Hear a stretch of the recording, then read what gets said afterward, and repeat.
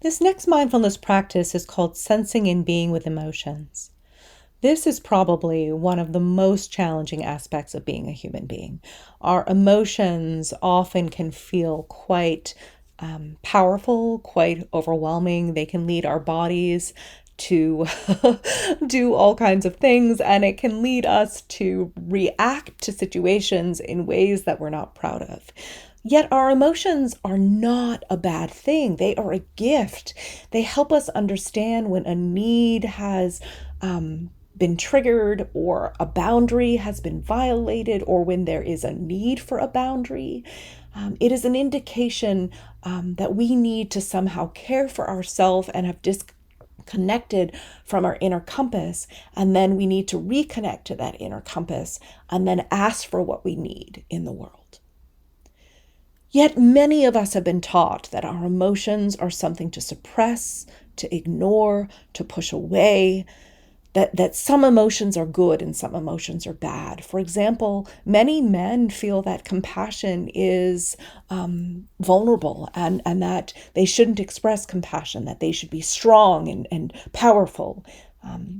While many women are afraid of their anger. Some men also are afraid of their anger, yet they repress their anger, so they have outbursts. Women too. These are examples of our emotions being out of balance because we are suppressing them. This is an example of the divine masculine suppressing the divine feminine, because emotions are considered part of how the divine feminine communicates. So let's experiment with being with our emotions. I want to remind you that the point of mindfulness practices is to remember that you are the observer. You are not your emotions. You are not your thoughts. You are not your belief systems. You are not your body sensations. You are the caretaker for those things. I invite you to find a comfortable place to sit, perhaps allowing the eyes to gently close or finding a soft place to gaze. I invite you to bring your awareness inward, beginning to sense what's present in your body. Do you notice any body sensations, any emotions, any thoughts, any belief systems about anything that I have shared so far in this practice? Just accept their presence and remind them that you are going to experiment with a mindfulness practice and you'd like them to participate with you. The point isn't to send anyone away. The point is to learn to be with them, with compassion, with love. Again, this might be challenging for those of you that have learned to fear love or have been hurt by love. Be gentle with yourself. I invite you now to think about a time in your life that was joyful. Run that memory through like a movie. Was it a time that you were in nature, or at an event, or with friends? What emotions arise when you think about this happy time? What sensations does this emotion create inside your body? What thoughts happen in response to this emotion? Just accept the presence of all of this and offer some appreciation to the emotion.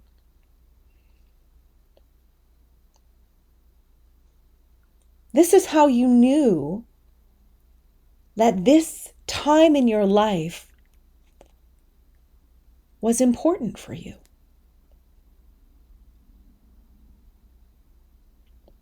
Meaningful. A sense of connected.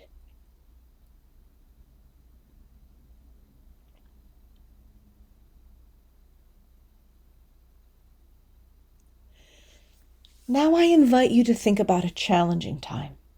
Again, don't pick a challenging time that's a 10 on a scale of 1 to 10, with 10 being overwhelming. Pick a challenging time that's a 3, a 4, maybe a 5. and run that through like a movie.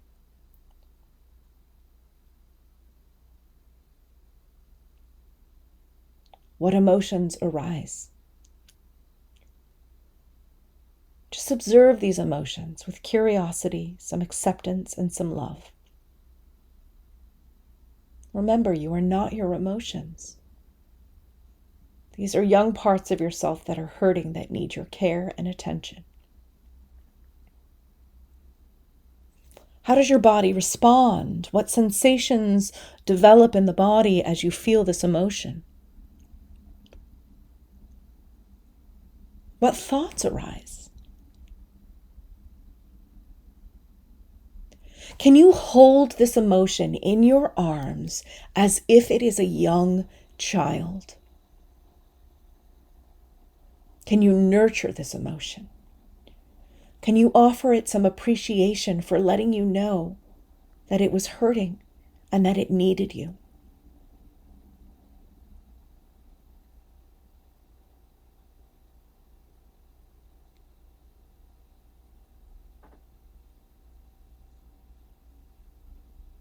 I invite you now to let that memory go. To thank yourself for showing up and experimenting with this practice. How was it to experiment with being the witness of your emotions, the caretaker of your emotions? I invite you now to create some form of ritual exploring what came up for you during this practice.